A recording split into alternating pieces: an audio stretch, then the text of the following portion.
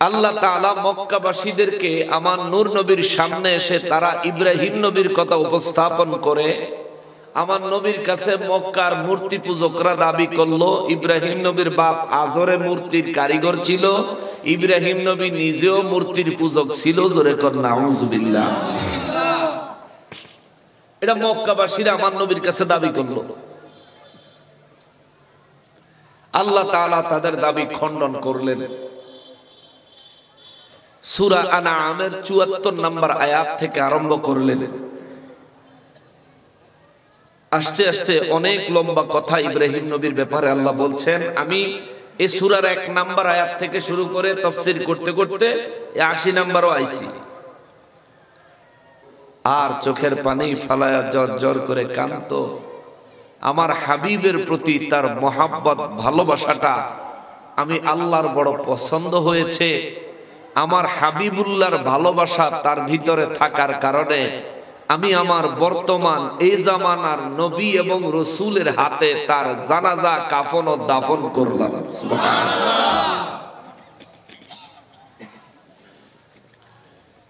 আমার নবীর মহব্বতে যদি মুসা নবীর উম্মত এত বড় ফয়সালা আল্লাহর দরবার থেকে পায়, এত বড় পুরস্কার রব্বুল ইজ্জাতের দরবার থেকে মুসা আলাইহিস সালামের উম্মত যদি আমার নবীর মহব্বতের বিনিময়ে পায়, ওই ব্যক্তি মুসা নবীর উম্মত ছিলেন, আমার নবীর উম্মত নয়। আমি আর আপনি তো সরাসরি আমার দয়াল নবীজির উম্মত। সুবহানাল্লাহ। আমরা যদি নবীজির মহব্বত অন্তর থেকে আল্লাহর কুদরতের দরবারে প্রকাশ করতে পারি, মুসা নবীর উম্মতের জন্য আল্লাহ যেই বাজেট দিছে, আমাদের জন্য বাজেটের পরিমাণ কি কমবো না বাড়বো? বিশ্বাস হয়? সবার অন্তরে বিশ্বাস আছে? মুসা নবীর উম্মতকে কবরে রাখার সময় বিসমিল্লাহি ওয়া আলা মিল্লাতি রাসূলিল্লাহ পড়তো না, কিন্তু আমাকে দাফন করার সময় পড়বে। যে রসুলকে আল্লাহ না বানাইলে আমাকেও বানাইতেন না, যে রসুলের উসিলায় আমি কিছুই ছিলাম না, শূন্য থেকে অস্তিত্ব লাভ করেছি, সে রসুলের মহব্বতে অন্তর থেকে সবাই পড়েন আল্লাহুম্মা সাল্লি আলা সাইয়্যিদিনা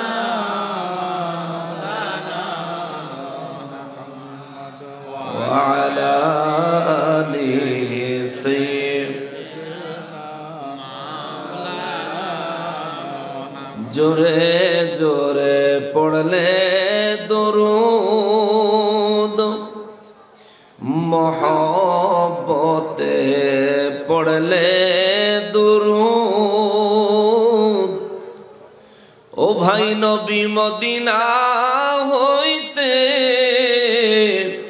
শুনতে পায়,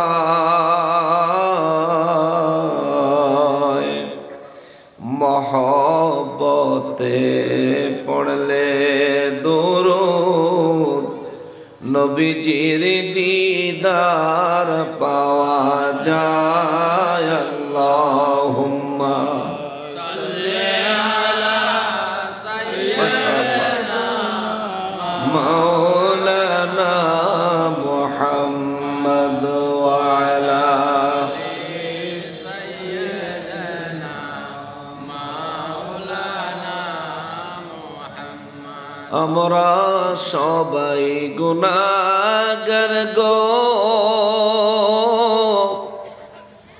নবীজি আপনায় দেখলাম না, সেই কারণে রোজ হাসরে আমাদেরকে ভুলেন না। আল্লাহুম্মা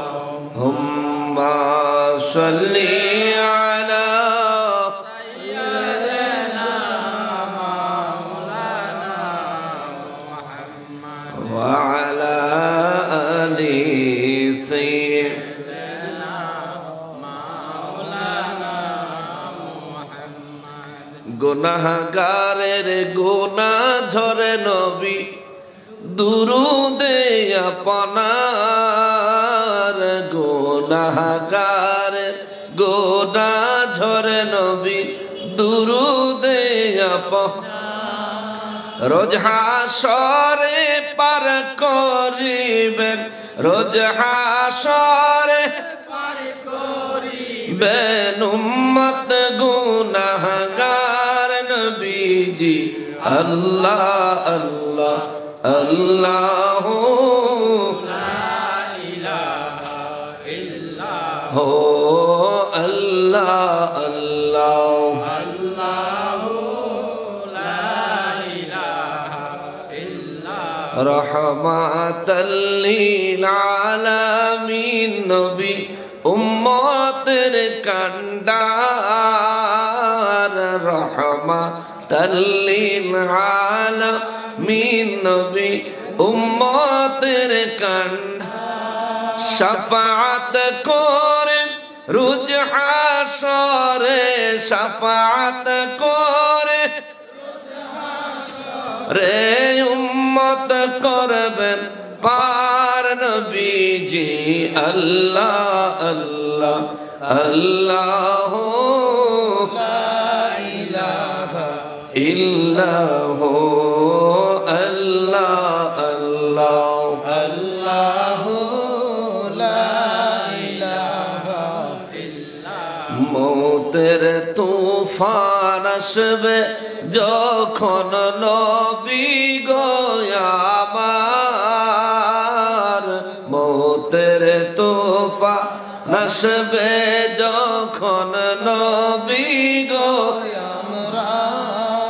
দয়া করে দেখাই দিয়েন দয়া করে দেখাই দিয়েন চেহারায় আনোয়ার নবীজি আল্লাহ আল্লাহ আল্লাহ লা ইলাহা ইল্লাল্লাহ আল্লাহ আল্লাহ আল্লাহ লা ইলাহা ইল্লাল্লাহ লা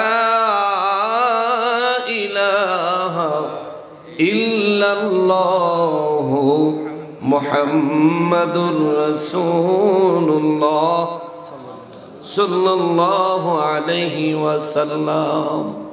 সকলে উচ্চ আওয়াজে আল্লাহ পাকের শুকরিয়া আদায় করার নিয়তে জবান খুলে পড়ি আলহামদুলিল্লাহ। আর একবার শুকরিয়া আদায় করবো এজন্যে যে পরওয়ারদিগারে আলম মেহেরবানি করে আজকে 22শে নভেম্বর 2023 সালের রোজ বুধবার দিবাগত রাতে আয়োজিত ঐতিহ্যবাহী চাঁদপুর জেলাধীন কচুয়া থানাধীন হাজীগঞ্জ থানাধীন পাতানিশ দক্ষিণ পাড়া বাইতুল মামুর জামে মসজিদের উদ্যোগে পাতানিশ দক্ষিণ পাড়া বালুর মাঠ প্রাঙ্গণে আয়োজিত পঞ্চমবারের মতো বার্ষিক ওয়াজ ও দোয়া মাহফিলে এসে জান্নাতের বাগানের মেহমান হয়ে জান্নাতি পরিবেশে অবস্থান করার যে সুযোগ যে তৌফিক রব্বুল আলামিন আমাদেরকে এনায়েত করেছেন তার জন্য উচ্চ আওয়াজে আর একবার শুকরিয়া আদায় করি আলহামদুলিল্লাহ। লক্ষ কোটি দুরুদ ও সালাম সরকারে কায়নাত সৈয়দুল মুরসালিন খাতিমুন নবীন রহমাতুল লিল আলামিন নূরে মুজাসসাম নূরুন আলা নূর হায়াতুন নবী জিন্দা নবী নবীদের নবী উম্মতের কান্ডারি নবী শাফাআতের কান্ডারি নবী হাউজে কাউসারের মালিক নবী আমার নূর নবীজির নূরানি কদম মুবারকে স্বয়ং রব্বুল আলামিন যেন কবুল করেন। জবান খুলে পড়ি আমিন। অধ্যকার আয়োজিত পঞ্চম বার্ষিক ওয়াজ ও দোয়া মাহফিলের সম্মানিত সভাপতি সাহেব পাতানিশ দক্ষিণ পাড়া বাইতুল মামুর জামে মসজিদের সম্মানিত ইমাম ও খতিবে মুকাররম উদীয়মান তরুণ আলোচক হযরতুল আল্লামা হাফিজ মৌলানা মোহাম্মদ শাহপরান আশিকি সাহেব আলোচনা পেশ করেছেন আজকের মাহফিলে। আমার পূর্বে অত্যন্ত চমৎকার আলোচনা করেছেন বিশিষ্ট মিডিয়া ব্যক্তিত্ব, তরুণ ইসলামিক স্কলার মৌলানা মোহাম্মদ এনায়েতুল্লাহ খান আল কাদরি সাহেব।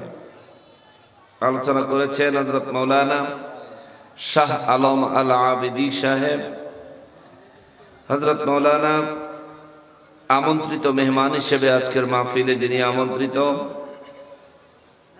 বিশিষ্ট শিল্পপতি ও সমাজসেবক জনাব মোহাম্মদ সাদেকুস সত্তার সাহেব।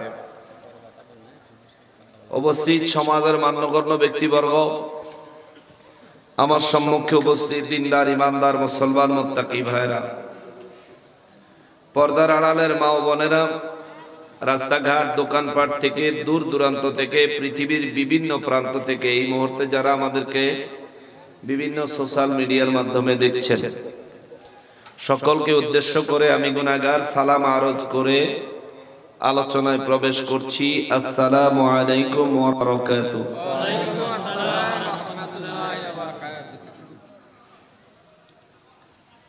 সম্মানিত হাজিরিন, আমি বয়ান করার নিয়তে কালামে হাকিম থেকে সূরা আল আনআমের ৮০ নম্বর এবং ৮১ নম্বর আয়াতে কারিমা তেলাওয়াত করেছি। আমার খেয়াল হচ্ছে এই আয়াতে কারিমার উপর তাফসীর আপনাদের সামনে পেশ করা। রব্বুল আলামিন যেন আমাকে কোরআনুল কারীম থেকে সঠিক তথ্যগুলো, সঠিক ব্যাখ্যা আপনাদের সামনে উপস্থাপন করার মতন ইলমি যোগ্যতা দান করেন, জবান দিয়ে বের করে দেন। আমাদের সবার যেন ঈমান ও আমলে উপকার দান করেন। সবাই পড়েন আমিন। স্টেজে যারা আছেন, কদ্দুর পরে নামবেন এমন কেউ আছেননি? থাকলে এখনই নেমে যান। আর নিচে যারা আছেন স্টেজে আসবেন, কেউ আসেননি? থাকলে এখনই উঠে আসেন। আলোচনা আরম্ভ হইলে স্টেজের থেকেও নামতে পারতেন না, নিচের থেকেও স্টেজে উঠতে পারবেন না। স্টেজে চা খাওয়ান, পান খাওয়ান, পানি খাওয়ান বন্ধ।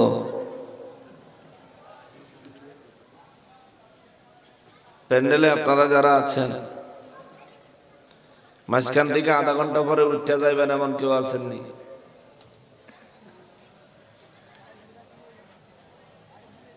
বাড়ি দূরে যাওয়া লাগবে। আচ্ছা, তাহলে তুমি একটু সামনে এসে বসো, যে সম্মন চলে যায়। কেমন সুন্দর ভদ্রলোক। যদি কারো যাওন লাগে মাঝখান দিয়ে, তাইলে আপনারা যে কোনো এক সাইডে বসেন, যখন মন চায় সাইডের থেকে চলে যেতে পারেন, যাতে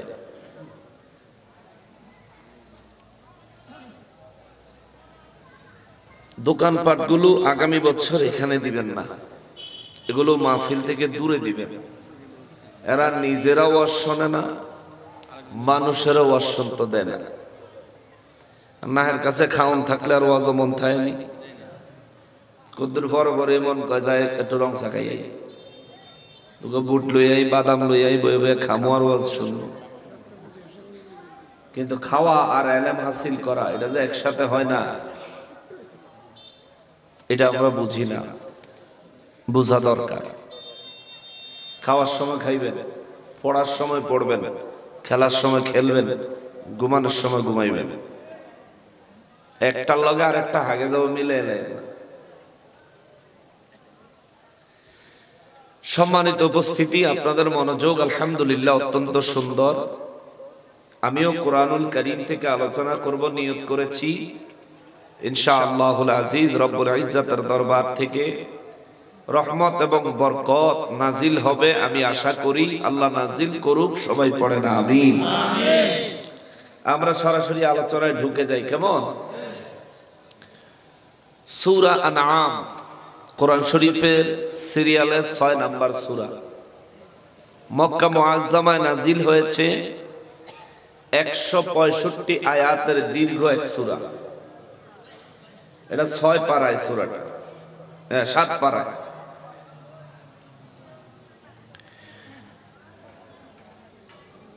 এই সূরা থেকে আরো অনেক ছোট ছোট সূরা আমার নূর নবী রাহমাতুল লিল আলামিনের উপরে কয়েকবার নাজিল হয়েছে ভাঙ্গে ভাঙ্গে, কিন্তু এই 165 আয়াতের দীর্ঘ সূরাটা আমার নবী বলেন আমার উপরে একসাথে এক রাতে নাজিল হয়েছে।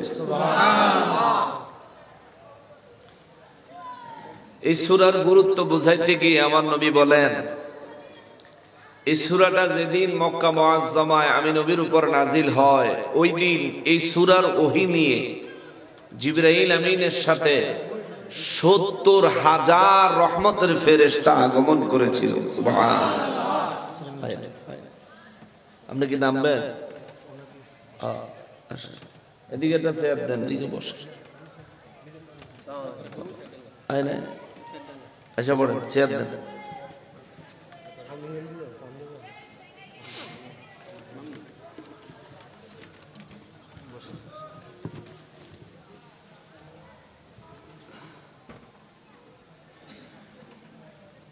আমিও আপনাদের বাড়ির কাছের মানুষ,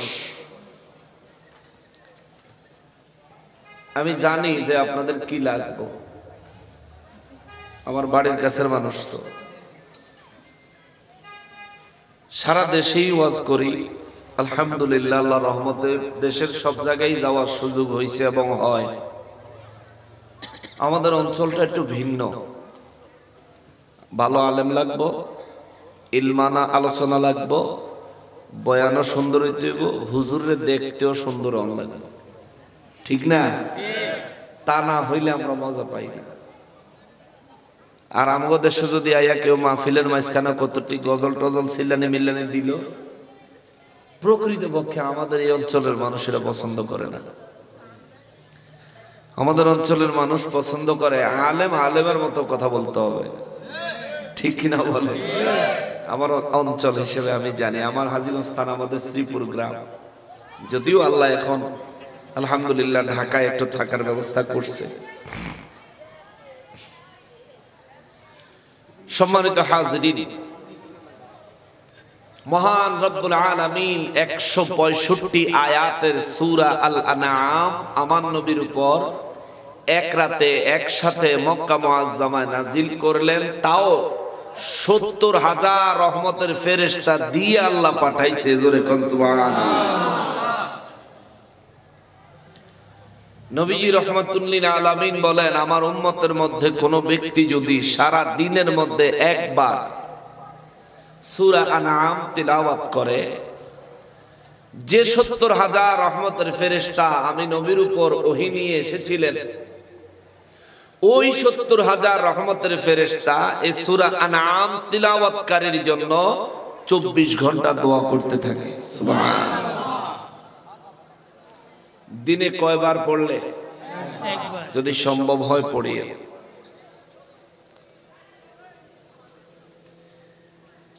এই সূরার 80 নম্বর আয়াতে কারীমা, এই আয়াতে কারীমায় আল্লাহ যে কথাগুলো বলছেন, এই কথাগুলো মূলত আমার নবীকে আল্লাহ বললেন হুজুর স্মরণ করেন, স্মরণ করেন। কথাটা 80 নম্বর আয়াতে নাই, এটা 74 নম্বর আয়াতে আছে। মানে ওখান থেকে শুরু হইছে, এদিক দিয়ে কথা চলতেছে।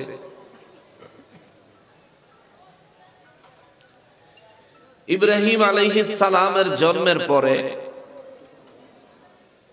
আল্লাহ তাআলা মক্কাবাসীদেরকে আমার নূর নবীর সামনে এসে তারা ইব্রাহিম নবীর কথা উপস্থাপন করে আমার নবীর কাছে মক্কার মূর্তি পূজকরা দাবি করলো ইব্রাহিম নবীর বাপ আজরে মূর্তির কারিগর ছিল, ইব্রাহিম নবী নিজেও মূর্তির পূজক ছিল। জোরে কর নাউজুবিল্লাহ।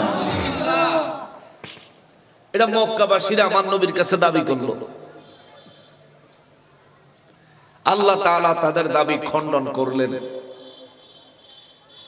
সূরা আনআমের 74 নম্বর আয়াত থেকে আরম্ভ করলেন। আস্তে আস্তে অনেক লম্বা কথা ইব্রাহিম নবীর ব্যাপারে আল্লাহ বলছেন। আমি এই সূরার 1 নম্বর আয়াত থেকে শুরু করে তাফসীর করতে করতে 80 নম্বরও আইছি। তো দেখি আল্লাহ কোন জায়গায় গিয়ে ইব্রাহিম নবীর কথা শেষ করছে। যদি আপনাদের ধৈর্য থাকে তাফসীর অনুযায়ী চলবে, ধৈর্য হইব নি? আল্লাহ কবুল করুক, জোরে বলেন আমিন। 80 নম্বর আয়াতে আমার আল্লাহ বলেন, হুজুর মনে আসেনি, স্মরণ করেন না ওই দিনের কথা? কোন দিন? বিসমিল্লাহির রহমানির রহিম। ওয়াহাজ্জাহু কওমুহু ইয়া রাসূলুল্লাহ সাল্লাল্লাহু আলাইহি ওয়াসাল্লাম, নবী গো স্মরণ করেন ওই দিনের কথা যেদিন ইব্রাহিম নবীর বংশের লোকেরা, ইব্রাহিম নবীর কওমের লোকেরা ইব্রাহিম নবীর সাথে ঝগড়া লাগছে। কি লাগছে?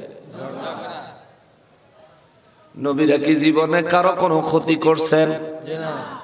কথা বলতে হবে। নবীরা জীবনে কারো সঙ্গে কোনো মিথ্যা কথা বলছেন? নবীদের দ্বারা কোনো মানুষ বিপদে পড়ছে? তবুও ইব্রাহিম নবীর সাথে তার কওমের লোকেরা ঝগড়া লাগলো, ঝগড়া আরম্ভ করেছে। আগের আয়াতগুলোতে আমার আল্লাহ সুন্দর করে বয়ান করেছেন কেন ঝগড়া লাগছে। ঝগড়ার কারণ হলো ইব্রাহিম নবীকে তার কওমের বংশের লোকেরা বলল, রাতের বেলা আসমানে তারকা দেখায়া তারা বলল, ওই তারকা আমাদের রব, আমরা তার পূজা করি, তুমিও করো।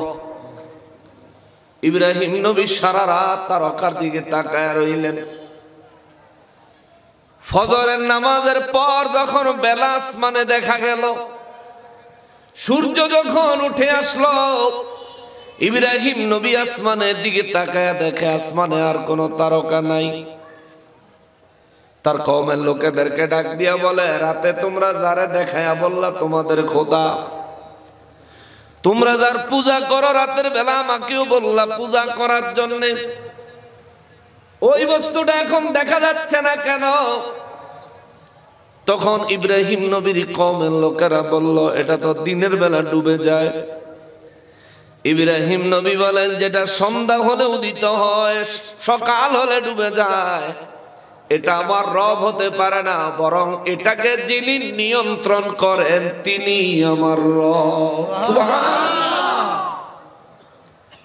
যে জিনিসটা সন্ধ্যা হলে উদিত হয়, সকাল হলে ডুবে যায়, সন্ধ্যা হলে অস্তিত্ব লাভ করে, সকাল হলে নিজের অস্তিত্ব হারায়, ইব্রাহিম নবী বলেন এটা আমার রব হতে পারে না।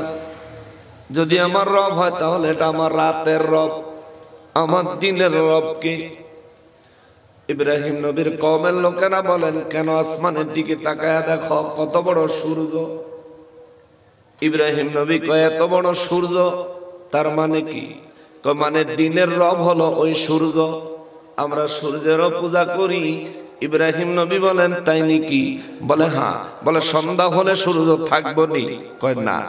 যেহেতু এই সূর্য সকাল হলে ওঠে, সন্ধ্যা হলে ডুবে যায়, অতএব আমি ইব্রাহিমের আকীদা, আমি ইব্রাহিমের ধারণা হলো যেটা সকাল বেলা উদিত হয়, সন্ধ্যা বেলা ডুবে যায়, তার মানে নির্দিষ্ট সময়ে উঠতে হয়, নির্দিষ্ট সময়ে ডুবতে হয়। এটাকেও কেউ না কেউ নিয়ন্ত্রণ করে, যিনি এই সূর্যের নিয়ন্ত্রক তিনি আমার রব। সুবহানাল্লাহ। এই সূর্য আমার রব হতে পারে না। ইব্রাহিম নবীর সাথে তর্কে পারলো না। রাত হয়ে গেলে আবার যখন চাঁদ দেখা গেল, ইব্রাহিম নবীর কওমের লোকেরা বলে, ওই যে আসমানে চাঁদ দেখা যায়, এটা তোমার রব, আমাদের রব। আমরা ওই তারকারও পূজা করি, চাঁদেরও পূজা করি, সূর্যেরও পূজা করে। সূর্য আমাদের দেবতা, চাঁদ আমাদের দেবতা, তারকারাজি আমাদের দেবতা। ইব্রাহিম নবী বলেন, দেখতে দেখতে তো বয়স কম হইল না, এই বয়সে তো দেখলাম রাত্রি হলে চাঁদ উঠে, সূর্য উঠে, সকাল হলে ডুবে যায়, হারিয়ে যায়। অতএব এগুলো নির্দিষ্ট একটা সময়ের গণ্ডির মধ্যে বাঁধা, নির্দিষ্ট এক নিয়মের মধ্যে পরিচালিত। এগুলো কখনো আমাদের রব হতে পারে না, বরং এগুলোকে যিনি পরিচালনা করেন নির্দিষ্ট সময়ে, এগুলোর যে সময় মতো উঠবে, যে সময় মতো ডুববে, ওই সময়টাকে যিনি নিয়ন্ত্রণ করেন তিনি হলো এই চাঁদ সূর্যেরও মালিক। আমি ইব্রাহিমেরও মালিক। জোরে কোন সুবহানাল্লাহ। ইব্রাহিম নবী তার কওমের লোকেদের সাথে এইভাবে এক একটা বক্তব্যের খণ্ডন করেছেন। রব্বুল ইজ্জাত আমার নূর নবী রাহমাতুল লিল আলামিন কি বলেন, নবী গো, ও দয়াল নবীজি, ইব্রাহিম নবী তারা কওমের লোকেদেরকে এভাবে জবাব দিয়েছেন। আফসোসের বিষয়, আজকে মক্কার মানুষ আপনার সামনে এসে বলে ইব্রাহিম নবী মূর্তি পূজক ছিল। না না না, ইব্রাহিম নবী মূর্তির পূজক ছিল না। ইব্রাহিম নবী মূর্তির ঘোর বিরোধী ছিলেন, ঘোর বিরোধী ছিলেন, ঘোর বিরোধী ছিলেন গো নবীজি। তাদেরকে ইব্রাহিম নবীর হাকিকত জানায়া দেন। ইব্রাহিম নবী সম্পর্কে তারা কি জানে? তাদের থেকে বেশি জানি, তাদের থেকে বেশি জানি, সবার থেকে বেশি জানি, সব থেকে উত্তম জানি আমি আল্লাহ। আর আমি আল্লাহ আপনাকে জানাইলাম, এটা ইলমে গায়েব নবী গো। ইব্রাহিম নবীর জামানায় জাহিরি হালতে আপনি ছিলেন না, কিন্তু হাকিকতে আপনি হাজির ও নাজির ছিলেন। আমি আল্লাহ আপনারা রাখছি। অতএব ইব্রাহিম নবীর জামানার কথা স্মরণ করেন, মনে করেন ওই দিনের কথা। ইব্রাহিম নবী তার পরিবারের সাথে, তার সম্প্রদায়ের সাথে, তার কওমের লোকদের সাথে মূর্তি পূজা, তারকা পূজা, চন্দ্র পূজা, সূর্য পূজার বিরুদ্ধে কি জবাব দিয়েছিল স্মরণ করেন। জোরে পড়েন সুবহানাল্লাহ। আফসোস আর দুঃখের বিষয় হলো, এ সমাজে আমরা যদি বলি আমার নূর নবী রাহমাতুল লিল আলামিন কোরআন সুন্নাহ মোতাবেক নবীজি হাজির ও নাজির, আল্লাহ আমার নবীকে হাজির ও নাজির করেছেন, এ কথা আমরা বললে আমাদের দেশে কিছু মানুষ মানতে চায় না, কিছু আলেম ফতোয়াবাজি আরম্ভ করে দেয়। আছে না? আছে না? অথচ আল্লাহ আমার নবীকে বলেন, হুজুর স্মরণ করেন ওই দিনের কথা।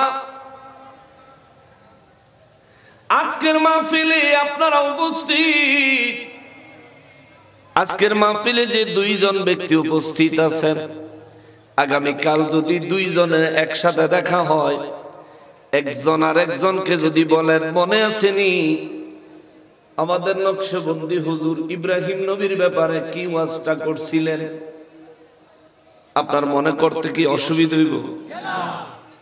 আর এখন যে ব্যক্তি এখানে উপস্থিত নাই, সকালবেলায় ওই মানুষটার সাথে আপনার দেখা হলে আপনি যদি ওই মানুষটাকে বলেন মনে আসেনি নকশবন্দি হুজুর গত রাতে ইব্রাহিম নবীর ব্যাপারে কি ওয়াজ করছিল, এই ভদ্রলোক কি কোনো কিছু স্মরণ করতে পারবো?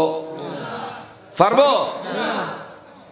শুধু তো স্মরণ করতে পারতো না তা না, দেখবে আপনাকে হা গলনি আগে কাল্লা আসিলাম, ঠিক না?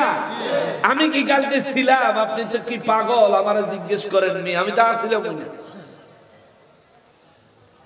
তার মানে বোঝা যায় কোন মানুষ যেই মজলিসে উপস্থিত থাকে তাকে যদি বলেন স্মরণ করেন ওই মজলিসের কথা, ওই মানুষটা আপনার কথা সাদরে গ্রহণ করবে, আপনার কথার সঙ্গে সায় দিবে, ওই মানুষ আপনার কথার সঙ্গে সঙ্গে আপনার সাথে কথা বলবে।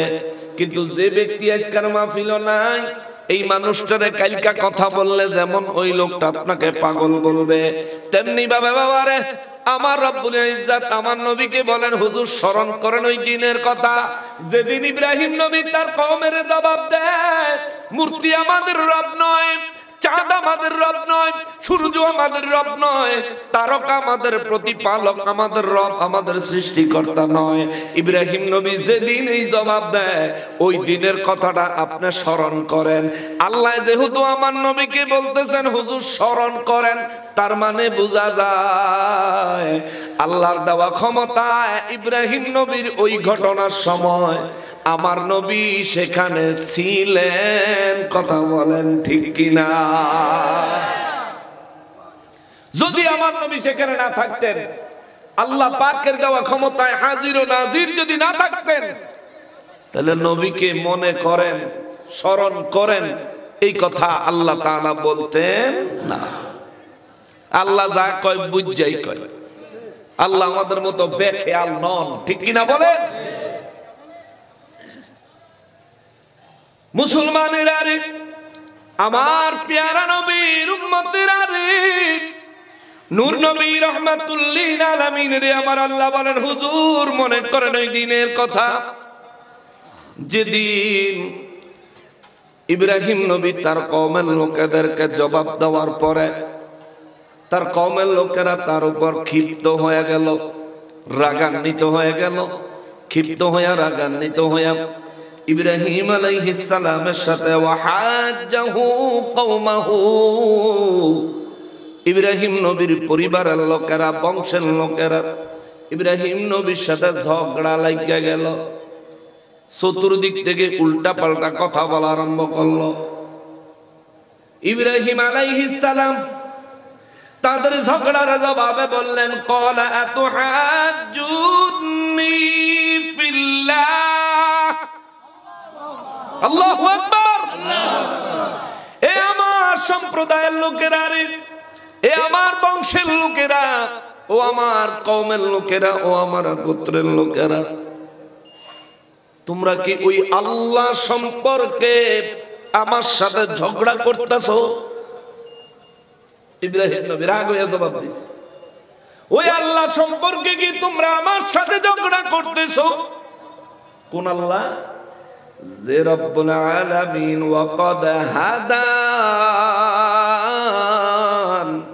যে রব্বুল আলামিন আমাকে তোমাদের মতো মূর্তির পূজক মুশরিক না বানায়া, যে রব্বুল আলামিন আমি ইব্রাহিমকে তার হেদায়েতে কবুল করেছেন, তাকে চেনার জন্য, তার উপর ঈমান আনার জন্য কবুল করেছেন, ওই রব্বুল আলামিন সম্পর্কে তোমরা আমার সাথে ঝগড়া করতেছো। তোমাদের সাহস তো কম না, বরং তোমরা যাদের সামনে মাথা ঝুঁকাও, বরং তোমরা যাদের সামনে নিজেকে অবনত করো, যাদেরকে তোমরা নিজেদের গড, নিজেদের রব হিসাবে মানো, এই মূর্তিগুলো তোমরা নিজেরাই বানাও, নিজেরাই তৈরি করো, নিজেরাই বিক্রি করো, নিজেরাই কিনে আনো, নিজেরাই বাঁশবুশ দিয়া ঠেস ঠুস দিয়া দাঁড় করাও, আবার নিজেরাই তোমরা তার পূজা করো, আবার অবশেষে তোমরাই তাদেরকে ধ্বংস করো।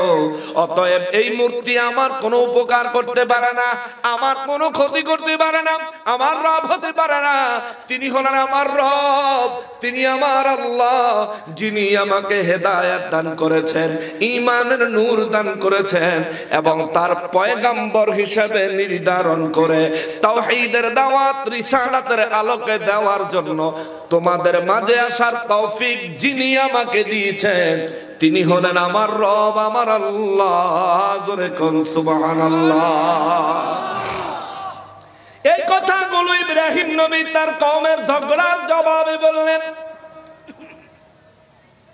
আল্লাহ আমার নূর নবী রাহমাতুল লিল আলামিনের কয়, নবী গো, এই মিডিয়াম্যান, এই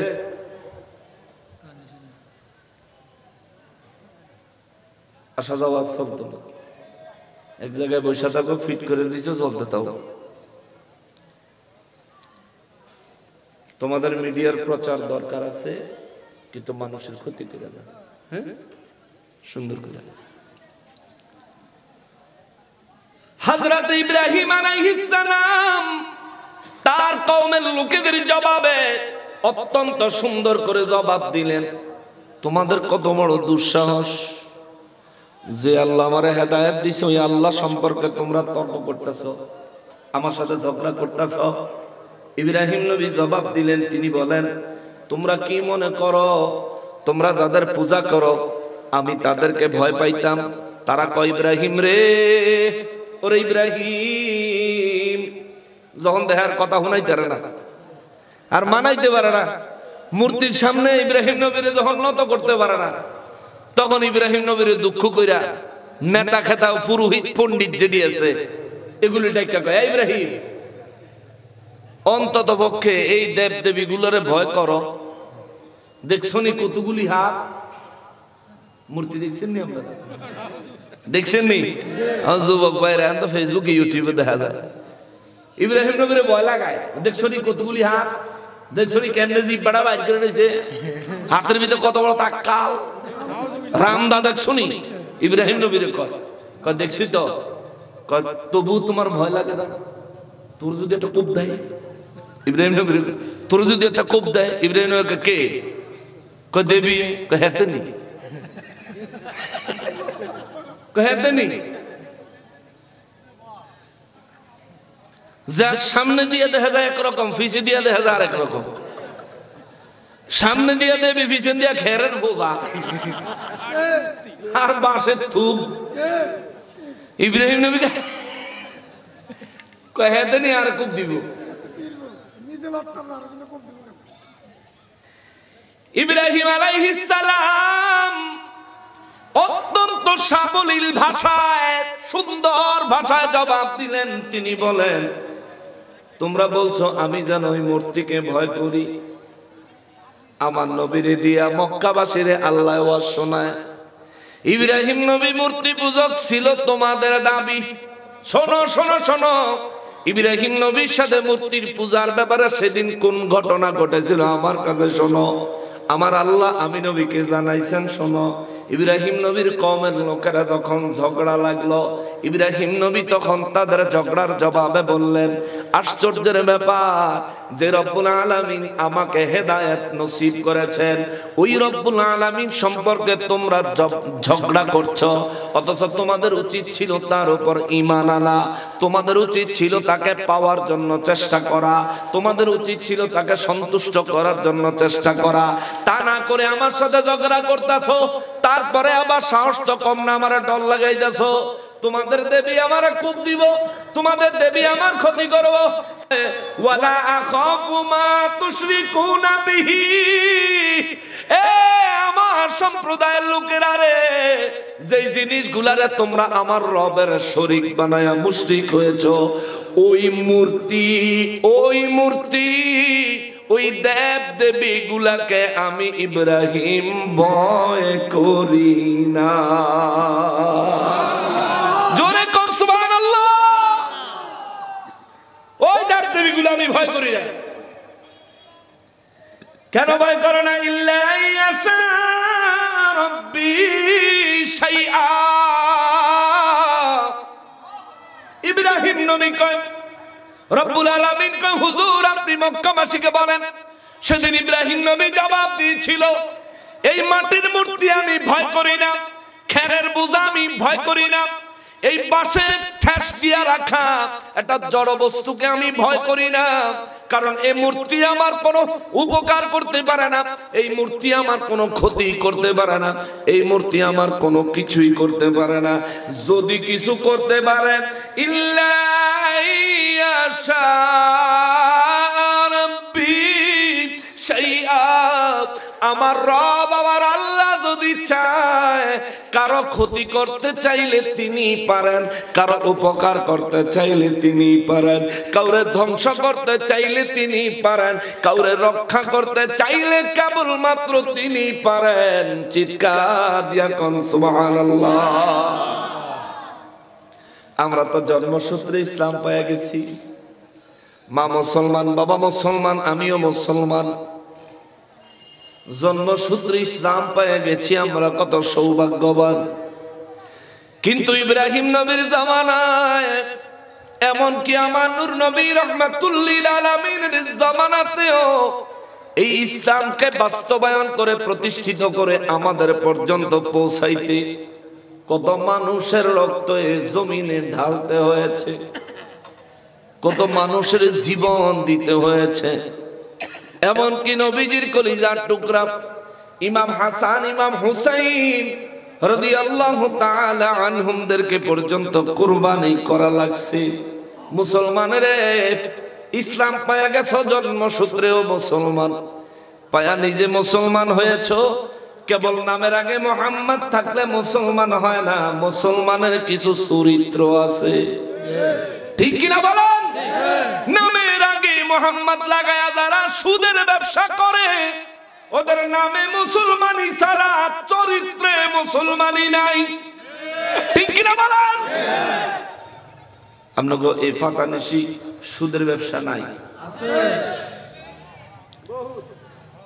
নাই নাই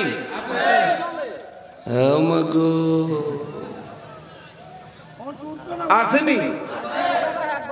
যেতে সুদ খায় এতে কি মরবো নি? না না না, এত মরতো মরবো মরবো নি? জানাজা দিবেন নি? হাতে দিবেন দিবেন দিয়েন, শেষ জানাজা কত দিয়ে দিয়ে। আয় আয় আফসোস, কত সৌভাগ্যের অধিকারী আমরা হয়েছি। শীত হোক, গ্রীষ্ম হোক, বর্ষা হোক, শরৎকাল হোক, যে কোনো কালে আল্লাহ আমাদেরকে পৃথিবীতে পাঠাইছেন। মায়ের কোলে কত নিরাপদে আল্লাহ আমাদেরকে বড় করেছেন। ইব্রাহিম নবীর জীবনে যদি তালাশ করেন, ইব্রাহিম নবীর আম্মা জান ইব্রাহিম নবীকে তারা যে শহরে বসবাস করতেন, ওই শহর থেকে বহু দূরে জমিনে গর্ত করে, জমিনের ভিতরে, ওই গর্তের ভিতরে ইব্রাহিম নবীকে প্রসব করেছেন। ইব্রাহিম আলাইহিস সালামকে প্রসব করে তার মা সঙ্গে সঙ্গে ওই গর্তের মুখটা পাথর দিয়া ঢাকা দিয়া আবার চলে আসতে হয়েছে। ও মুসলমান, মুসলমান রে, কেউ বলে ইব্রাহিম নবী ওই গর্তের ভিতরে 7 বছর ছিল, কেউ বলে ওই ইব্রাহিম নবী ওই গর্তের ভিতরে 13 বছর ছিলেন, আবার কারো কারো মতে ইব্রাহিম নবী ওই গর্তের ভিতরে 17 বছর পর্যন্ত ছিলেন। আর আমাদের কত সৌভাগ্য, শীতের সময় কম্বলের ভিতরে, গরমের সময় পাখার নিচে, মায়ের কোলে আমরা কত সুন্দর বড় হইলাম। দ্বীনে ইসলাম আল্লাহর দাওয়াত তৈরি করে একেবারে রেডিমেড ইসলাম আমরা পাইলাম। আমরা এমন মুসলমান হইছি, সুদ খায় আল্লাহকে ভয় করি না, ঘুষ খায় আল্লাহরে ভয় করি না। এত বড় নাফরমান হইছি, মসজিদে আজান দেয়, নামাজেও যাই না, ঠিক কিনা বলে? নামাজেও যাই না। আয় হায় হায়, অথচ এই জমিন কার? সূর্য উঠায় কে? চাঁদ উঠায় কে? দিনের রাত বানায় কে? রাতকে দিন বানায় কে? আমারে সুস্থ রাখছে কে? আমারে হায়াত দিয়েছেন কে? আমারে দেহের মালিক কে? আমার রূহের মালিক কে? তাহলে আমার মালিক কে? আমি কে? আমি কে? আমি কিছুই না, আমি কিছুই না। যদি রব্বুল ইজ্জত আমাকে তার বান্দা হিসেবে স্বীকৃতি না দেয়, তাইলে আমি কিছুই না, কিছুই না, কিছুই না। ও মুসলমান, আমার পেয়ারা নবীর উম্মতেরা রে, আমার নবী রহমাতুল লিল আলামিনের নূরানি জবান মোবারকে আমার আল্লাহ জানায়, নবী গো, ও দয়াল নবীজি, ইব্রাহিম আলাইহিস সালামের সেদিনের কথাটা আপনি বয়ান করেন, বলে দেন। তার কওমের লোকেরা যখন তার সঙ্গে ঝগড়া করলো, তিনি সুন্দরভাবে জবাব দিলেন, আমি তোমাদের ওই রবকে ভয় করি না। তারা আমার কোনো উপকারও করতে পারে না, তারা আমার কোনো ক্ষতিও করতে পারে না। আমার যদি উপকার করনেওয়ালা, ক্ষতি করনেওয়ালা, আমাকে ধ্বংস করনেওয়ালা, রক্ষা করনেওয়ালা যিনি, তিনি হলেন আমার রব, তিনি হলেন আল্লাহ, তিনি হলেন আল্লাহ, তিনি হলেন আল্লাহ। এবার ইব্রাহিম নবী তার কওমের লোকেদেরকে বলে, শোনো, আমি তোমাদের মূর্তিদেরকে ভয় করতে তোমরা আমাকে আহ্বান করো, আর আমি তোমাদেরকে আহ্বান করি আমার ওই রবকে ভয় করো, আমার ওই রবের উপর ঈমান আনো, আমার ওই রব্বুল আলামিনের ইবাদতে মশগুল হও। কেননা ওয়াসিয়া রাব্বি কুল্লা শাইইন ইলমা, আমার ওই রব্বুল আলামিনের কুদরতের ইলম মোবারকের ভিতরে আমি ইব্রাহিম আছি, তোমরাও আছো। আমার আল্লাহর ইলমের বাইরে কেউ না, আমার আল্লাহ জানার বাইরে কেউ না, আমার আল্লাহ জানার বাইরে কিছুই না, আমার আল্লাহ জানার বাইরে তোমরা কেউ না। তোমরা যে মূর্তির পূজা করো এটাও আমার রব জানে, তোমরা যে মূর্তির সামনে নিজেদের মাথা ঝুঁকায়া দাও এটাও আমার রব জানে। আবার মূর্তি যে তোমাদের কোনো উপকার, কোনো ক্ষতি করতে পারে না, এইটাও আমার রব জানে। সুবহানাল্লাহ। ইব্রাহিম নবীরে আল্লাহ কয়, আমার নবী রহমাতুল লিল আলামিনের আমার রব বলেন, হুজুর নবী গো, ও দয়াল নবীজি, ইব্রাহিম নবীর বক্তব্যটা সুন্দর করে জাতিকে জানায় দেন। ওয়াসিআ রাব্বি কুল্লা শাইইন ইলমা, যা কিছু আছে সব আমার আল্লাহর ইলমে। আল্লাহ পাকের কুদরতের ইলম মোবারক সব কিছু বেষ্টন করে রেখেছে। আমরা প্রকাশ্যে কোনো কিছু করলে দেখি কে? গোপনে কোনো কিছু করলে দেখে কে? আল্লাহর কাছে আমাদের কোনো কিছু গোপন আছে? বলেন গোপন আছে? এই সুদখোর, তুই যে সুদ খাইলি আল্লাহ দেখছিস? জবাব দেওয়ান লাগবে নি? এ সমাজে সুদখোরের চাইতে নির্লজ্জ, বেহায়ার, নিম্ন শ্রেণীর মানুষ আর কেউ হতে পারে না। সুদখোর নিজেও জানে এক টাকা সুদের 72 রকমের গুনাহ, 73 রকমের গুনাহের মধ্যে সবচেয়ে ছোট গুনাহ হইল নিজের মায়ের সাথে 40 বার জিনা করা। যে সুদ খায় তার মাথায় বন্দুক ঠেকাইলেও মায়ের ব্যাপারে এই চিন্তাই করতে পারত, অথচ সে যে সুদ খাচ্ছে প্রতিনিয়ত মায়ের সাথে জিনার গুনাহে গুনাহগার হচ্ছে। রব্বুল আলামিন সূরা বাকারার মধ্যে সুদখোরদের ব্যাপারে আমার আল্লাহ বলেন, নবী গো, ও দয়াল নবীজি, সুদখোরদেরকে জানায়া দেন, আজকে দুনিয়ায় অধিক পরিমাণে সুদ খাচ্ছো, সুদ গ্রহণ করতেছো, অনেক ধনী, অনেক সম্পদের মালিক হয়ে যাচ্ছো। আমার রব্বুল আলামিন কয়, হুজুর সুদখোরদেরকে বলে দেন, হাসরের ময়দানে যখন সুদখোররা দাঁড়াইব, তারা দাঁড়াইতে পারতো না। দুনিয়ায় মানুষের জিনে ধরলে, বুতে ধরলে, শয়তানে আসর করলে সোজা হইয়া দাঁড়াইতে পারে না। জিনে ধরা মানুষ দেখছেন নি আপনারা? আপনার এলাকা অনেক সময় ফুলাবান্ডে মানুষের মহিলা করে জিনে ধরে না। যাদেরকে জিনে ধরে, শয়তান আসর করে, এরা কিন্তু সোজা হইয়া দাঁড়াইতে পারে না, ঠিক মতো কাইক দিয়ে হাঁটতে পারে না। আল্লাহ সরাসরি এই উপমা দিয়েছেন যে হাসরের ময়দানে সুদখোরেরা সবাই তো হাসরের ময়দানের দিকে কবর থেকে উঠে দৌড়াবে। সুদখোরে না সোজা হইয়া দাঁড়াইতে পারবো, না ঠিক মতো কাইক দিতে পারবো, কদম দিতে পারবো, না ঠিক মতো চলতে পারবো।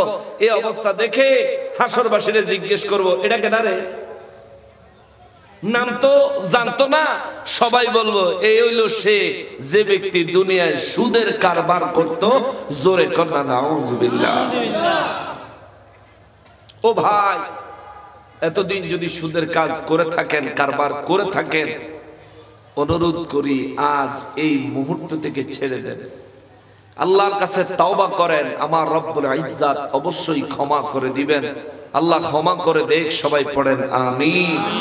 সুদ অত্যন্ত জঘন্য গুনাহ, জঘন্য গুনাহ। যদিও আমি সুদের দিকে যাব না, আমার হঠাৎ করে কথাটা আসলো এই জন্য বলে দিলাম। মুসলমান সমাজে সুদ, ঘুষ এটা অতিরিক্ত পরিমাণে বেড়ে গেছে। এই সুদের ব্যবসা ছিল হিন্দুগো, সুদের ব্যবসা ছিল বিধর্মীদের, আর হে ব্যবসা হল মুসলমানে করে, আর মসজিদের প্রথম কাতারে যায় নামাজ পড়ে। আসেনি? আবার হে যদি নামাজও যাইতে দেরি হয়, কেউ যদি হের জায়গায় বই এলায় যায়, ধাক্কা দিয়ে সরাই দেয়।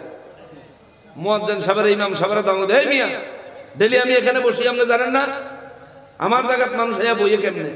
মনে হয় যেন মুয়াজ্জিন ইমাম সাহেবের মাফের চাও। মসজিদের জায়গা, এটা আল্লাহর ঘর, এখানে আল্লাহর যে বান্দা আগে যাবেন তিনি আগে বসবেন। কথা বলেন ঠিক কিনা? আল্লাহর ঘরে কারো কোনো ভেদাভেদ। এমপি মন্ত্রীদের সাথে কত প্রটোকল থাকে।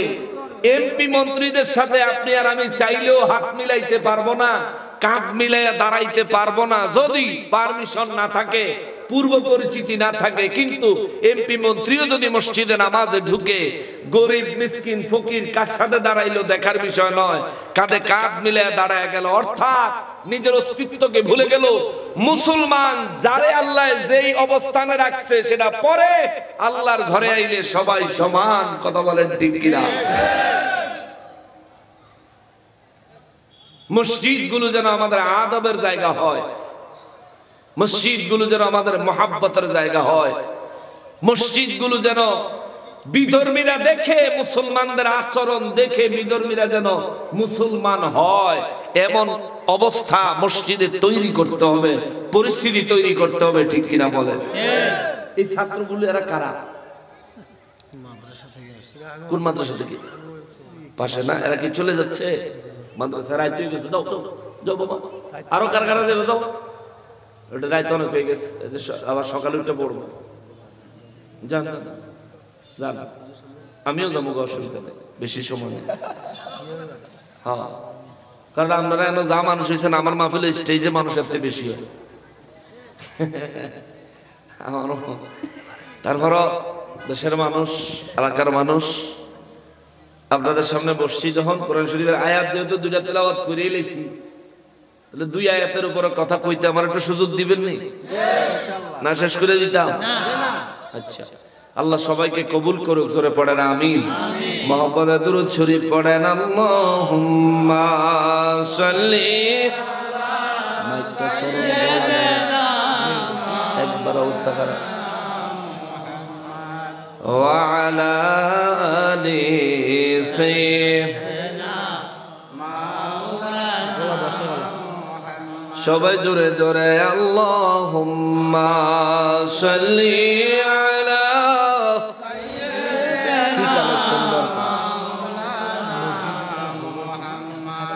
وعلى آل سيدنا مولانا محمد। মুসলমান ইব্রাহিম আলাইহিস সালাম বলেন, ওয়াসিআ রাব্বি কুল্লা শাইইন ইলমা।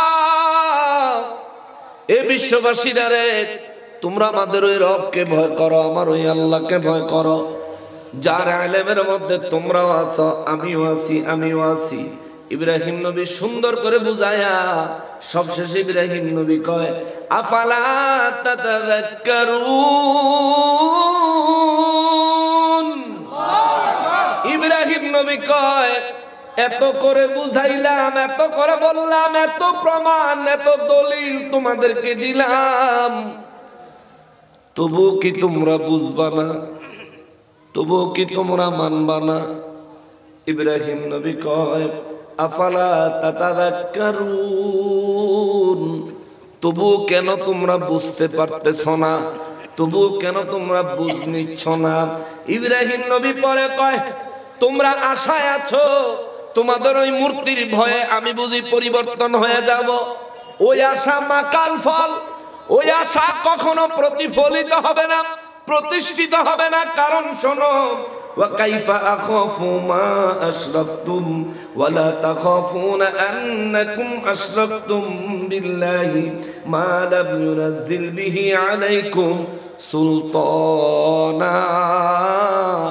আওয়াজ করে পড়েন সুবহানাল্লাহ। ইব্রাহিম নবী কয়, ওয়া কাইফা আখাফু মা আশরাকতুম, আর আমি কিভাবে ওই মূর্তিগুলাকে ভয় করব? তোমরা যাদেরকে তোমাদের রব বানাইছো, তোমরা যাদেরকে তোমাদের রব হিসাবে প্রতিষ্ঠিত করেছো, ওই মূর্তিগুলারে কেমনে আমি ভয় পাইতাম? এগুলোর ভয় পাওয়ার তো কিছু নাই। ওয়ালা তাখাফুনা আন্নাকুম আশরাকতুম বিল্লাহি মা লাম ইউনাজ্জিল বিহি আলাইকুম সুলতানা। তোমরা আমারে কইতাছো আমি যেন মূর্তিগুলারে ভয় করি। আমি কেমনে মূর্তি ভয় করতাম? অথচ আমি ইব্রাহিম তোমাদেরকে আমার রবের পরিচয় দিয়েছি, আমার রবের ক্ষমতার কথা বলেছি, আমার রবের পাওয়ারের কথা বলেছি, আমার রবের ইলমের মধ্যে তোমরাও আমিও তাও বলেছি। তবুও তোমরা ওই রবকে মানতেছো না। ভয় তো তোমাদের পাওয়া উচিত, ভয় তো আমার পাওয়া উচিত নয়। ভয় পাওয়া উচিত তোমাদের। কারণ হলো তোমরা নিজেরা এত বড় দুঃসাহস দেখাইছো, আমার রবের সাথে তোমরা মূর্তির সমকক্ষ বানাইছো, শরীক বানাইছো, যেটার কোনো প্রাণ নাই, যার কোনো প্রাণ নাই। মক্কাবাসীরা আমার নবী রাহমাতুল লিল আলামিনকে বলেন, মূর্তি আমাদের উপকার করে, মূর্তি আমাদের ক্ষতি করে। আমার নবী কত তোমাকে উপকার আর ক্ষতি মূর্তি করে? হাসরের ময়দান যেদিন কায়েম হবে, নবী বলেন আমার আল্লাহ ওই দিন এই মূর্তিগুলার ভিতরে প্রাণ দিবে। সুবহানাল্লাহ। দুনিয়ায় মূর্তির প্রাণ আসেনি? নবী বলেন হাসরের ময়দানে আল্লাহ প্রাণ দিব। প্রাণ দিয়ে আল্লাহ তা করে জিগাইবো, এই এরা যে তোদের পূজা করত, তোদের ইবাদত করত, তোদেরকে রব হিসাবে মানত, বল তোরা কি তাদের রব ছিলি? মূর্তিগুলো বলবে সেদিন, আল্লাহ তাদেরও রব আপনি, আমারও রব আপনি, আমাদেরও রব আপনি।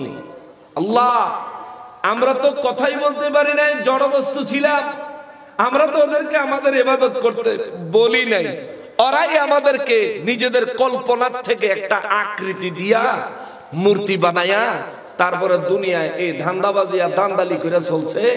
আল্লাহ এগুলো তো আমাদের কোনো দোষ নাই। তখন ওই মূর্তিগুলো মূর্তির অনুসারীদেরকে ডেকে বলবে, আমরা কি তোমাদেরকে বলেছিলাম আমাদের ইবাদত করো? সবাই তখন নিশ্চুপ হয়ে যাবে। মূর্তিগুলো আল্লাহর কুদরতের কদমে সিজদা লাগায়া রব্বুল আলামিনের ওয়াহদানিয়তের স্বীকৃতি দিবে। জোরে কথা সুবহানাল্লাহ। এই জন্য ইব্রাহিম নবী বলেন, তোমরা বলতেছো আমি যেন ওই মূর্তিগুলোকে ভয় করি, অথচ তোমাদের উচিত রব্বুল আলামিনকে ভয় করা, যিনি যে কোনো মুহূর্তে চাইলে তোমাদেরকে আমাকে পাকড়াও করতে পারেন, যিনি চাইলে আমাদেরকে ধ্বংস করে দিতে পারেন। ভুইলা যায়ও না, ওই রব্বুল ইজ্জত ইতিপূর্বে বহু জাতি ধ্বংস করে দিয়েছে। তোমরাও যদি ধ্বংস থেকে বাঁচতে চাও, আমার ওই রবের আনুগত্য করো, রবের উপর ঈমান আনো, ওই রবকে রব হিসেবে মেনে নাও। ইব্রাহিম আলাইহিস সালাম তাদেরকে বলে, তোমরা বলতেছো মূর্তিগুলো সত্য, আর আমি বলতেছি আমার রব সত্য। তোমরা বলতেছো মূর্তিগুলো ক্ষমতাবান, আমি বলতেছি আমার রব ক্ষমতাবান, মূর্তির কোনো ক্ষমতা নাই। এইবার ইব্রাহিম নবী কয়, ফাআইয়ুল ফারিকাইনি আহাক্কু বিল আমন। এ আমার কওমের লোকেরা রে, ও আমার সম্প্রদায়ের লোকেরা, যদি তোমরা জ্ঞানী হও, ইন কুনতুম তা'লামুন, যদি তোমরা বুদ্ধিমান হও, জ্ঞানী হও, তাহলে আমাকে জবাব দাও, আমার রব হলেন সবকিছুর খালিক, সবকিছুর সৃষ্টিকর্তা, সবকিছুর রিজিক দাতা। আর তোমরা তোমাদের মূর্তির পক্ষে যেই দাবি করো, ইব্রাহিম নবী কয় কিয়ামত যেদিন হয়ে যাবে, হাসর যেদিন প্রতিষ্ঠিত হবে, সেদিন শান্তিদাতা মুক্তিদাতা আমার রব্বুল ইজ্জতই হবে। ওমা কি আশ্চর্যের ব্যাপার! আযানের আগে নবীর উপর দুরূদ ও সালাম পড়লে হেডো বলে শিরিক হইছে। মানে আপনার চোখে যদি লাল রঙের চশমা লাগা, লাল রঙের গ্লাসের চশমা যদি চোখে লাগা, আপনার সামনে যদি দুধের পেয়ালায় দুধ ধরে, তবুও তো আপনি দুধের লাল রুয়াবজাই দেখবেন, ঠিক কিনা বলেন? চোখে যদি লাল রঙের চশমা থাকে, তাহলে দুধের দেখবেন রুয়াবজা। সাদাকে সাদা হিসেবে চিনবেন না, চিহ্নিত করতে পারবেন না। কেন? কারণ চোখের ভিতরে হইলো লাল চশমা, তারা চোখে হইলো শিরিকের চশমা, বেদাতের চশমা, যার কারণে যেদিকে তাকায় সেদিকেই শুধু বেদাত আর শিরিক ছাড়া আর কিচ্ছু দেখতে পায় না। সহজে যদি বলি, যার বগলের তলায় শুটকির পোটলা, আতরের দোকানে গেল সে তো শুটকির গন্ধই পাইব, ঠিক কিনা বলে? তার আগাচ্ছে গোড়া সব হইলো শিরিক। সে যে শিরিক শিরিক কয়, কোন এক হুজুর এরম খালি শিরিক কইতো, বাড়ির কাছে এরম মাহফিল বসছে, যেন ওয়াজ করে হ্যান থেকে বাড়ি পর্যন্ত মাইক শোনা যায়। তো বেচারা বউ মহিলা মানুষ তো সাদা সিধা মানুষ, হুজুর ওয়াজ করছে, আল্লাহ ছাড়া কারো কাছে কিছু চাইলে শিরিক। ওয়াজ টস করে বাইর দিছে, ঘরে যায় বিবিরে ডাক দিছে, দরজা খুললে বিবি যায় খাড়া হইতে রইছে, বউকে শুয়ে যে রইলা, ওয়াজ করে এত কষ্ট করে আইলাম, দুগা ভাত দাও, খিদা তো লাগছে। বউকে বুঝলাম না কথাটা, দুগা ভাত দাও, কথাটা আমার বুঝিয়ে আইল, বেড়ি কয়বার কইতাম দুগা ভাত দাও, ক্ষুধা লাগছে বেড়ি, ওয়াজ করে আইছি আমি হুজুর মানুষ। কয় আপনার ওয়াজ হইন না তো আজ আর বুঝ হইছে কি কান্না ওয়াজ করছেন, আল্লাহ ছাড়া কারো কাছে কিছু চাইলে শিরিক, কত আপনার কাছে ভাত চাইলে আল্লাহর কাছে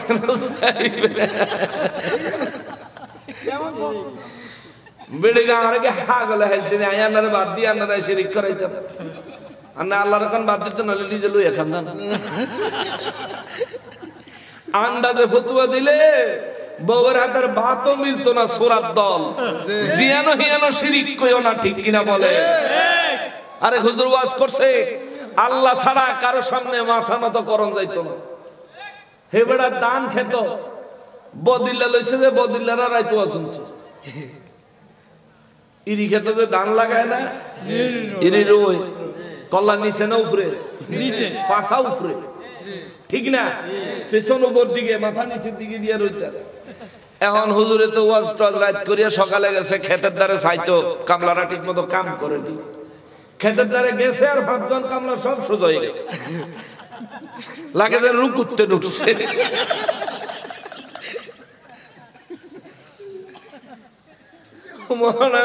রুকুতে ঢুকছে, মৌলানা সাহেব কিরে কাম করাচ্ছা, করি তো কত দিন সোজা খাড়া রে সৎকা কয় আমরা দীক্ষা কিনলে কাইলে রাত না ওয়া শুনছি, কত ওয়া শুনছ কি সে কাম কর, কাম করবো আগে আমরা জান গিয়া কিনলে আল্লাহ ছাড়া কারো সামনে মাথা নত করলে সেরেকটা, আমরা যদি এনে দান রইতাম করলা নয়, আমরা যদি সামনে তাই আমরা সেরেক টিরিক করতে পারতাম না, কাম করি ভাত খাই মুষ্টি কইতে পারতাম না, আনাবার দিকে জানেন আনালে আমরা উঠিয়ে যাই গিয়া জিয়ানো হিয়ানো উল্টা পাল্টা ফতুয়া দিও না মিয়া সাহেব, বুঝের ব্যাপার আছে।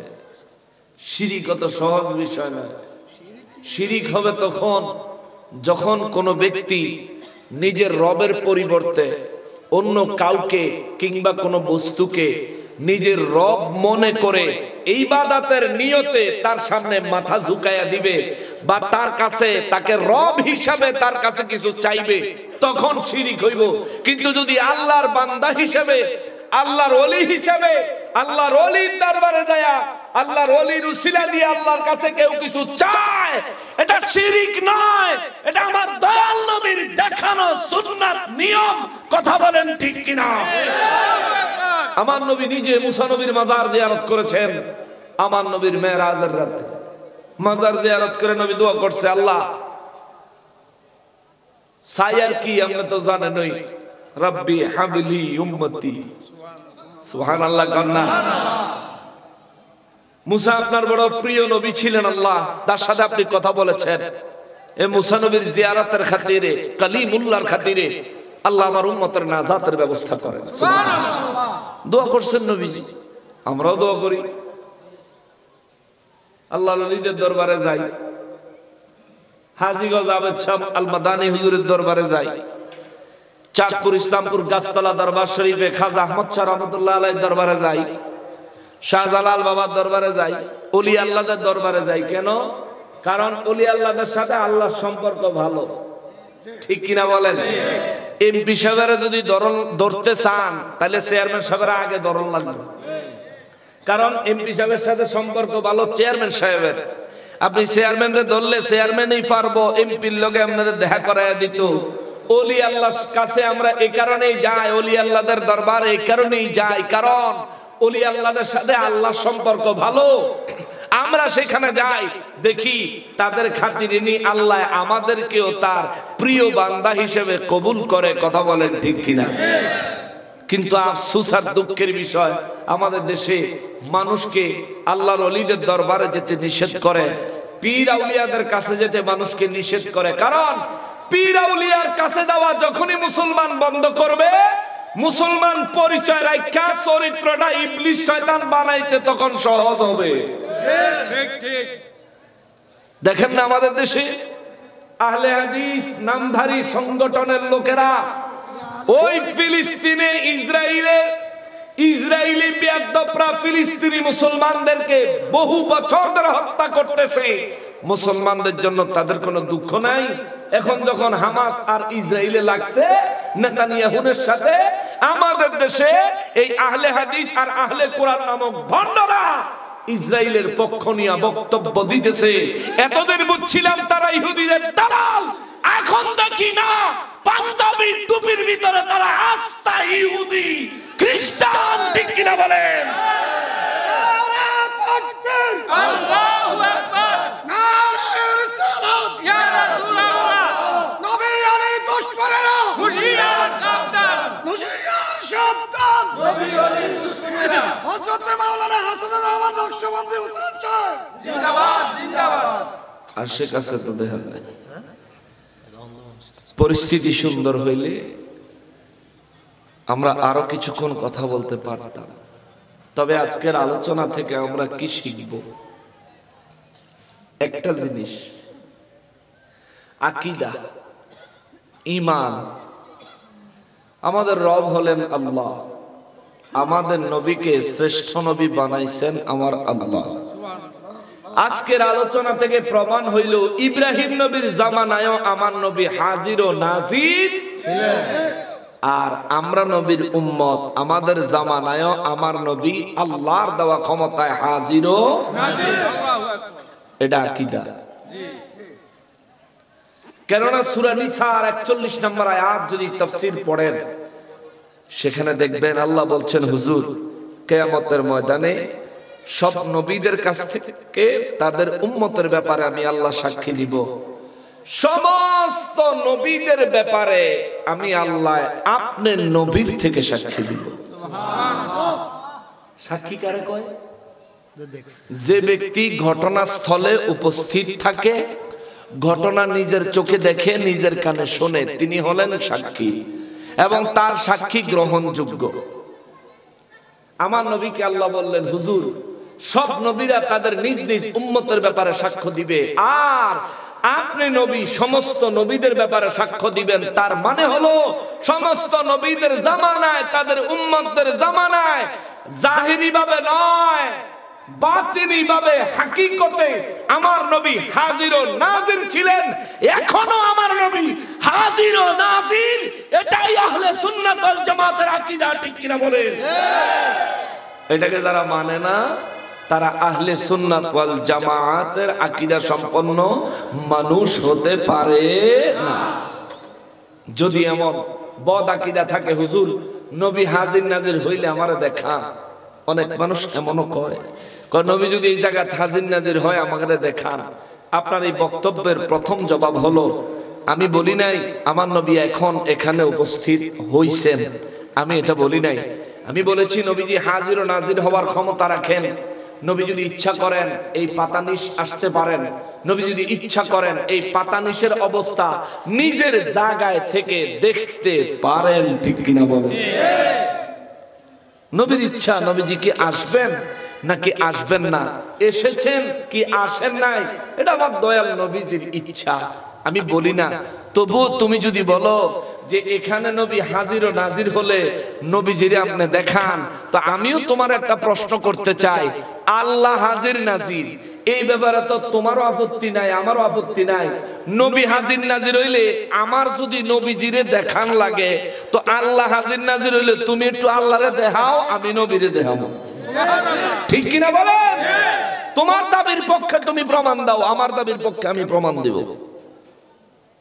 তোমার দাবি হলো আল্লাহ হাজির ও নাজির, দেখাইতে পারি বা না পারি বিশ্বাস করতে হবে, মানতে হবে। তাইলে মুমিন, নাইলে মুশরিক, নাইলে কাফের। অতএব রাসূলুল্লাহ সাল্লাল্লাহু আলাইহি ওয়াসাল্লাম আল্লাহর দেওয়া ক্ষমতায় হাজির ও নাজির।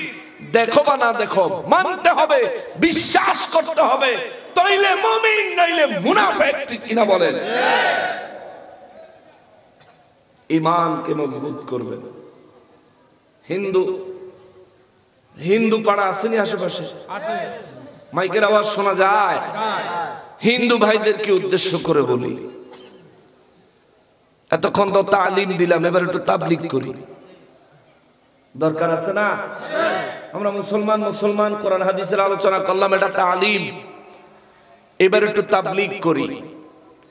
আমার হিন্দু পাড়ার ভাইয়েরা, হিন্দু পরিবারের মা বোনেরা, ভাই বাবারা যারা আছেন, আপনাদের কাছে আমরা বিনয়ের সাথে আপনাদের বিবেকের সামনে কিছু প্রশ্ন রাখি, যেগুলো আল্লাহ পাকের কালামে হাকিমে উঠে এসেছে।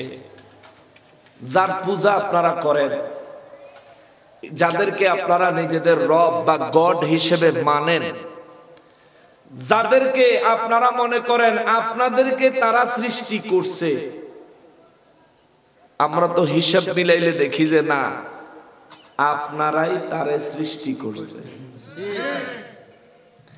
এটা আমি আপনাদেরকে কটাক্ষ করছি না, শুধু আপনাদের বিবেকের সামনে দিচ্ছি। আপনারা মনে করেন এই মূর্তি আপনাদের ভালো করবে, মূর্তি আপনাদের মন্দ করবে, এটাই আপনাদের উপকার করবে, এটাই আপনাদের ক্ষতি করবে। কিন্তু আমরা তো আকল খাটাইলে, বাস্তবতার দিকে নজর দিলে দেখি মূর্তি আপনাদের উপকার করে না, বরং পয়সা দিয়ে কিনা ভ্যান গাড়িতে করে বা ট্রাকে করে বাড়িতে আইন না, আপনারা নিজেরাই মূর্তির উপকার করছেন। ঠিক কিনা বলেন? আপনারা মনে করেন মূর্তি আপনাদের ক্ষতি করবে, না না না, পূজার শেষে ফানিজ্য নিয়ে চুবাইলেন, বাঁশ দিয়ে যে ফিটাইলেন আর গুতাইলেন, তো মূর্তির ক্ষতি আপনারাই করতে পারছেন। এটা আপনাদের কোনো উপকারও করতে পারে নাই, কোনো ক্ষতিও করতে পারে। অতএব আপনারা মানুষ, আমরাও মানুষ। যিনি আমাকে বানাইছেন, ও হিন্দু ভাই, ও হিন্দু বোন, ও আমার মূর্তি পূজক ভাই বাবারা, মা বোনেরা, যে রব্বুল ইজ্জাত আমাদেরকে বানাইছেন, আপনাদেরকেও তিনি বানাইছেন। যে রব আমাদের জন্য রিজিকের ব্যবস্থা করেন, আপনাদের রিজিকের ব্যবস্থা তিনি করেন। আপনারা মনে করেন মূর্তি আপনাদেরকে রক্ষা করবে। আচ্ছা, এই যে মূর্তির পূজা করে তারা কোন যুক্তিতে করে এটা জানেন? কোরআন শরীফ আল্লাহ বলছেন, মূর্তির পূজা করে তার যুক্তি হইল যে এই যে মূর্তি, এরা হইলো আমাদের দেব দেবী, এদের সাথে খোদার সম্পর্ক ভালো, এদেরকে পূজা করে রাজি খুশি করি, এরা আমাদেরকে খোদার দরবারের বিপদ থেকে বাঁচাইবে। এইটা হইলো তাদের মূল চিন্তা চেতনা, যার কারণে মূর্তির পূজা করে। হ্যাঁ, এটা আল্লাহ তাআলা কোরআনুল কারীমে বলেছেন। আমি তাদেরকে বলবো এটা একটা জড় বস্তু, এবং এই মূর্তিকে হাসরের ময়দানে প্রাণ দেওয়া হবে। এই মূর্তিটা সেদিন আপনাদের উপর ধিক্কার দিবে, আপনাদের বিরুদ্ধে রব্বুল ইজ্জাতের দরবারে মামলা করে দিবে।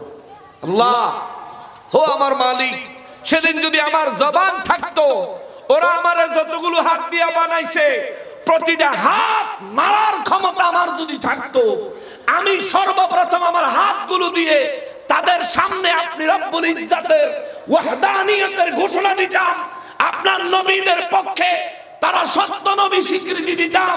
যে মানতো ভালো কথা, যে মানতো না আমার তো যে রাম দেওয়া ছিল কুবাইয়া ফালা ফালা কইরা ফলাইতাম। সেদিন মূর্তিরা কইব, আল্লাহ আমার তো প্রাণ আছিল না, শক্তি আছিল না, আমি তো পারি না।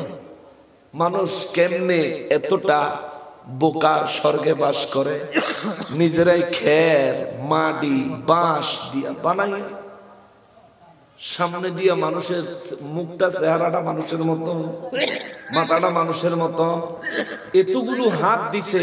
আচ্ছা, কোনছে আল্লাহ সৃষ্টিতে এমন কোন প্রাণী আছে নি যেটা 13-14টা? কি বানাইলেন, কি বানাইছেন? কি এই অক্টোবরের 24 তারিখে ওই যে আমাদের সাবেক রাষ্ট্রপতির এলাকা কিশোরগঞ্জ অষ্টগ্রাম মাহফিলে গেছে, তো ওনার এলাকায় যাইতে আবার ফেরি পার হইতে হয়, হয়তো ফেরিতে নাইলে নৌকাতে পার হইতে হয়। তো আমরা গাড়ি আর ফেরিতে পার করি না, আমরা নৌকাতে পার হয়েছি। তো সেদিন পূজার দিন ছিল, হ্যাঁ, এক ফাটি সুবাইয়া গেছে, আর এক ফাটি সুবাই তো আইছে, আর এক ফাটি ডিজে গান লাগাইয়া মনে করেন না সারা নদী ভ্রমণ করাইতে আছে ভগবানের। পরে দিয়া ভগবান ঘুরাইতে ঘুরাইতে যখন নদীর ঘাটে আইছে, ছায়া দেখি একটা কোনো ভগবান না, পুরো ভগবানের জাহাজ। অনেকগুলো ভগবান একসাথে লইয়া আহারে ডিজে গান লাগাইয়া কি যে নাচা নাচতে আছে। মুখলেসুর রহমান বাঙ্গালী হুজুর আর আমি একসাথে প্রোগ্রাম করছি সেদিন। হুজুরে আমার দেখেন নকশবন্দি সাহেব হেরার ভগবানে কি ডিজে গান ছাড়া মজা পায় না?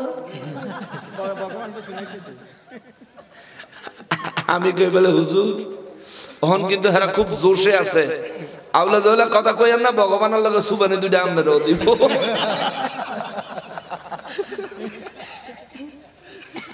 কপাল ভালো হইলে যে এই বাঁশের লোককে দিয়ে যে গুতা দেয়, এই গুতা একটা দিলে বয়স তো হয়ে গেছে, হাত তলেতে বাড়িতে একটা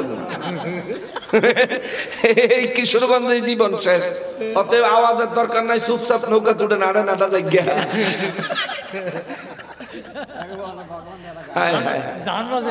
আচ্ছা, আমরা কিন্তু তাদের ধর্মীয় আচার্য অনুষ্ঠান কার্যকলাপ নিয়ে আমরা যে ঠাট্টা মস্কারা করলাম তা নয়,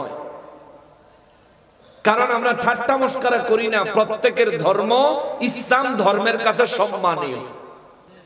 ইসলাম ধর্ম কারো ধর্মকে ছোট করা, কটাক্ষ করা, কারো কোন মূর্তিকে পর্যন্ত হিট করে কথা বলা ইসলাম সমর্থন করে না।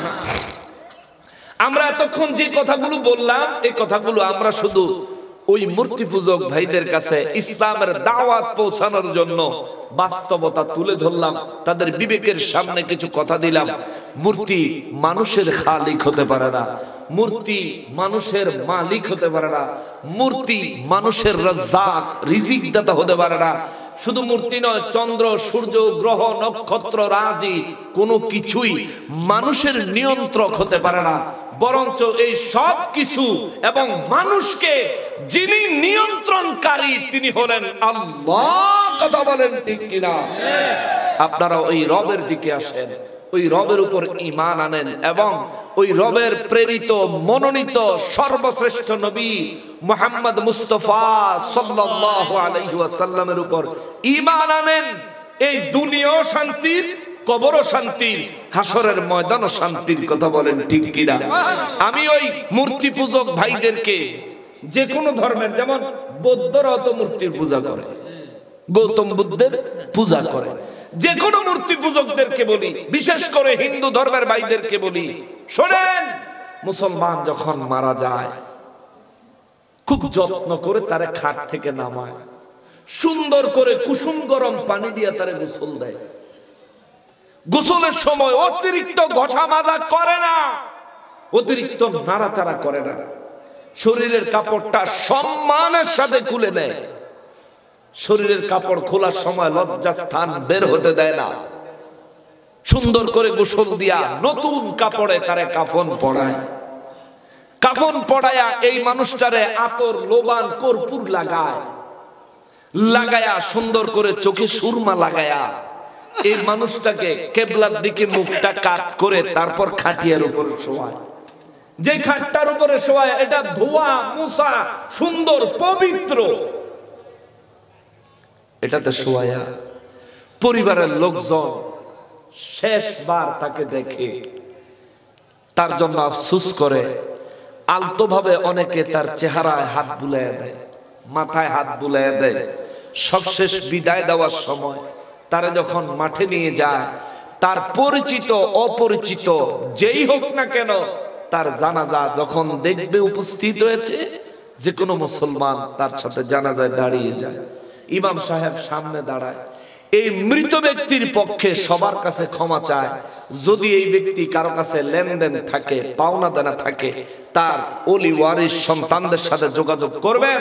হে গ্রামবাসী, হে প্রতিবেশী, এই ব্যক্তি আপনাদের সাথে চলার পথে যদি কোনো ভুল, অন্যায়, অপরাধ করে থাকে, আমি ইমাম সাহেব হয়ে কিংবা তার পরিবারের পক্ষ থেকে কিংবা মুসলমান বিদায় এক মুসলমানের পক্ষ থেকে আমি মুসলমান হয়ে আপনাদের কাছে তার অপরাধগুলো ক্ষমা চাই, ক্ষমা করে দিবেন, তার জন্য দোয়া করবেন বলে কত সুন্দর সবাই ওযু করা পবিত্র সুন্দর জামা পরে নামাজে জানাজায় দাঁড়িয়ে গেল। নামাজে জানাজা শেষ হলে চারজনে চার কাঁধে লইয়া কত সুন্দর করে 10 কদম আগায়, কাঁধ পরিবর্তন করে, আবার 10 কদম আগায়, আবার কাঁধ পরিবর্তন করে, আবার 10 কদম আগায়, আবার কাঁধ পরিবর্তন করে, আবার 10 কদম আগায়, আবার কাঁধ পরিবর্তন করে, 40 কদমে 4 বার কাঁধ পরিবর্তন করে, কালেমার তালকিন দিতে দিতে, দোয়া দরুদ পড়তে পড়তে এই মানুষটাকে নিয়ে কবরস্থানে যায়। কত সুন্দর করে 3 জন মানুষ কবরে নামে, উপর থেকে আস্তে আস্তে সুন্দর করে তারে কবরে দেয়। কবরের ভিতরে নামা 3 জন ব্যক্তি আস্তে করে তারে জমিনে রাখে। সুবহানাল্লাহ। নামানোর সময় বলে বিসমিল্লাহি ওয়া আলা মিল্লাতি রাসূলিল্লাহ। যে রাসূলের উপর এই মানুষ ঈমান এনেছিল, ওই রাসূলের মিল্লাতের উপর তাকে কবরে রাখা হয়। উপরে বাঁশ দিয়া চাটাই দিয়া আস্তে আস্তে সুন্দর করে তারে দাফন করা হয়। দাফন শেষে তার জন্য দোয়া হয়, আবার জানাজার শেষেও তার জন্য দোয়া হয়। 3 দিন পরে তার জন্য দোয়া হয়, আবার 40 দিন পরে তার জন্য দোয়া হয়, আবার বছরে বছরে তার জন্য দোয়া হয়। সারা জীবনে তার সন্তান, তার আত্মীয় স্বজন কেউ তাকে ভুলে না। যখনই মনে পড়ে কবরস্থানের পাশে দাঁড়ায় যায়, দোয়া করতে থাকে। কিন্তু আপনারা মূর্তি পূজকদের ধর্মে আপনি যখন মারা গেলেন, চিন্তা করে দেখেন, আপনার হাড়গুলো পিটায় ভাঙে, আপনার শরীর থেকে কাপড় খুলে নেয়, আপনাকে লাকড়ির ভিতরে শোয়া, মুখের ভিতরে তেল দিয়া, কেরোসিন দিয়া শরীরে তেল মাখায়া, আপনার যেই সন্তানটারে কোলে পিঠে করে মানুষ করেছেন, আপনার কলিজার টুকরা সন্তানটা আপনার মুখে আগুন লাগায় দেয়।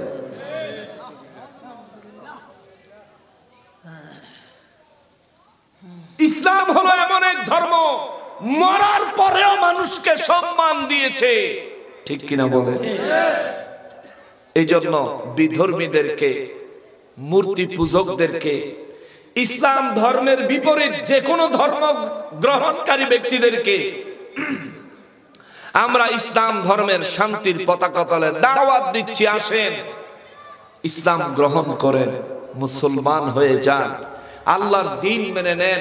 ইন্নাদ দীনা ইনদাল্লাহিল ইসলাম, আল্লাহর দ্বীনের নাম হলো ইসলাম। আল্লাহ বুঝার তৌফিক দান করেন, আল্লাহ তাদেরকে কবুল ও মঞ্জুর করেন। আল্লাহ আমাদের এই গোটা বিশ্বের সমস্ত বেদিনকে দ্বীনে আসার, আমার প্রিয় নবীর উম্মত হওয়ার তৌফিক দান করেন। ওমা তৌফিক ইল্লা বিল্লাহ। শুনে আমরা নবীজিকে দাঁড়ায় সালাম দেই, ইয়া নবী সালাম